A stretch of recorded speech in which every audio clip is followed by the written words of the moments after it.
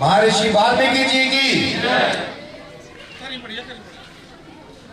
मैं सबसे पहले जो बड़े बुजुर्ग माताएं बहनें यहाँ अपना कीमती समय निकाल के आए और मुझे यहाँ आने का न्योता दिया, उसके लिए आपका धन्यवाद करता हूँ। पूरी कार्यकारिणी का, जो वाल्मीकि समाज संस्था रायपुर रानी का, आप सबका धन्यवाद करता हूँ।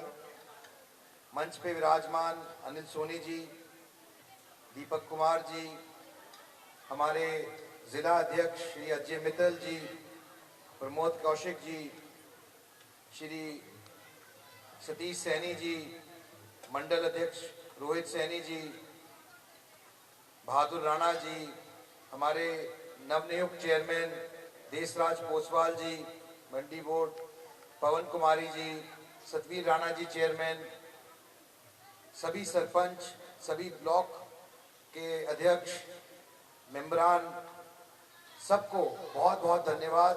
कोई अगर रह गया हो तो मैं क्षमा प्रार्थी हूँ। जस्सा जी बैठे हैं, गौतम सोनी जी जो प्रधान हैं, उनका भी मैं बहुत बहुत धन्यवाद करना चाहता हूँ। कोई अगर रह गया हो, सिंगला जी, तो मैं अपनी बात आपके सामने रखना चाहता हूँ। कमल अग्रवाल जी, संगीता बैसला जी, दीपक कुमार जी, अनिल राम जी, और अगर किसी का नाम रह गया हो तो मैं क्षमा प्रार्थी हूँ। पर आज का दिन एक बहुत ही महत्वपूर्ण दिन है, क्योंकि वाल्मीकि जी का परिचय और योगदान की बात मैं करूं तो अच्छी नहीं लगती, लेकिन उनके आज ऐसा एक उत्सव है, पर्व है, कि उनके बारे में हमारे को, उनके जीवन के बारे में बात करनी चाहिए, सीखना चाहिए, शिक्षा लेनी चाहिए और अगली पीढ़ी तक, नौजवान पीढ़ी तक उनके जीवन का जो सार है उन तक पहुंचाना चाहिए। उनकी जो जीवन की शिक्षा है उससे सीखते हुए। वाल्मीकि महाराज जी सिर्फ एक ऋषि नहीं थे, बल्कि वो एक आदि काल के कवि थे, जिन्होंने वह रचना रची जो भारत की आत्मा को शब्दों में डालने का काम किया रामायण द्वारा। रामायण केवल एक ग्रंथ नहीं है, बल्कि जीवन दर्शन है। धर्म का अर्थ केवल पूजा या कर्म कांड नहीं है, कर्तव्य का निष्ठा पूर्वक पालन करना, ये उन्होंने हमें सिखाया है। उनका एक प्रेरणादायक जीवन, उससे भी हमें सीखना चाहिए कि किस तरीके से पहले एक साधारण परिवार में उनका जन्म हुआ और उन्होंने कैसे अपने आप को, अपने जीवन को बदला और कैसे उन्होंने शुद्धि पाई और कैसे उन्होंने एक समाज के लिए, मानवता के लिए एक ऐसा उदाहरण प्रस्तुत किया जो हम आज युगों के बाद भी उनको याद करते हैं, स्मरण करते हैं, उनसे सीखते हैं, उनसे प्रेरणा लेते हैं। उन्होंने तपस्या कर कर एक ऐसा व्यवस्था बनाई कि आने वाली पीढ़ियां रामायण को समझ सके। ये कोई छोटी उपलब्धि नहीं है और आज के युग के अंदर तो उसका महत्व और भी ज्यादा है।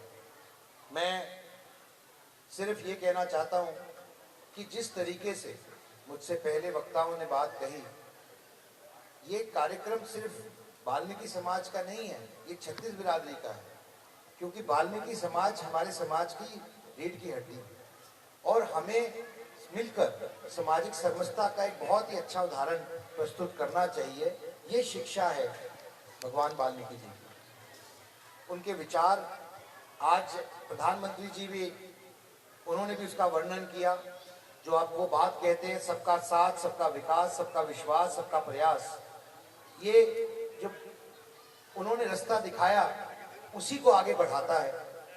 और बल्कि मैं इतना ही नहीं कहूँगा, आज जब हम आज ये कार्यक्रम कर रहे हैं और इस पर्व का मुझे हिस्सा बनने का मौका मिला है, तो मैं आपको कहना चाहता हूँ कि महर्षि वाल्मीकि जी ने सिर्फ ज्ञान के ऊपर बहुत ध्यान दिया और ज्ञान के प्रचार प्रसार के ऊपर भी ध्यान दिया।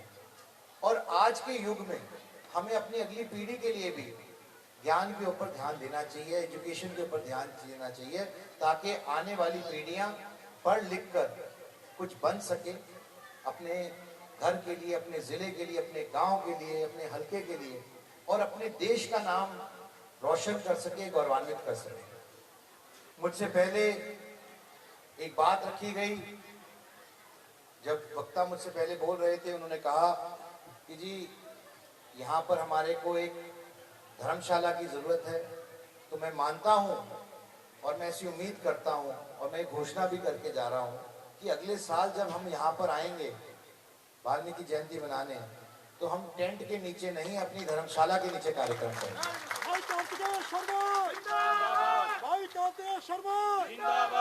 मैं प्रधान जी से एक निवेदन और करूंगा, हम धर्मशालाएं बनाते हैं ताकि भवन बनाते हैं, विशाल भवन बनाएंगे यहाँ पर, कि ताकि जो भी कार्यक्रम करना चाहे, ब्याह शादी करना चाहे, जो भी सुविधा यहाँ पे इलाके के लोगों को मिल सके, समाज के लोगों को मिल सके।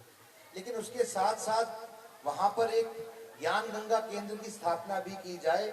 मैं ऐसा निवेदन आपसे करता हूँ, जिसके द्वारा हमारे बच्चों के लिए स्मार्ट क्लास भी यहाँ चलाई जा सके, ताकि हमारे बच्चों को, उनको भी आधुनिक शिक्षा मिल सके, एआई की शिक्षा मिल सके, वह शिक्षा मिल सके जिससे वो सिर्फ नौकरी मांगेंगे नहीं, नौकरी देने वाले भी बनेंगे। ऐसी एक व्यवस्था बनाई जाए ताकि हमारे बच्चे भी आगे बढ़ सके, उनका भविष्य भी उज्जवल हो सके।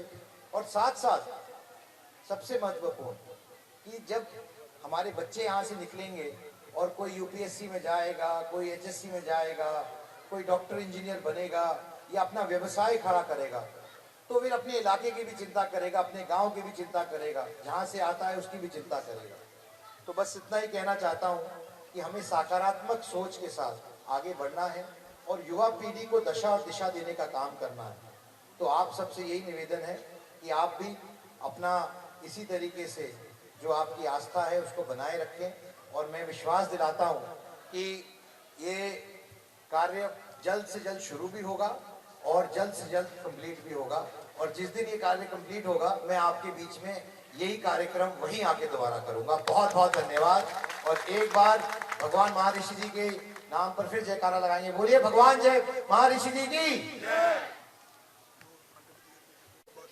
डिक्लेयर कर दिया। आपको यहाँ हॉल बनवाना है कि फंड का अमाउंट डिक्लेयर कराना है? हमें तो भवन बनाना है। तो भवन बन गया फिर आज।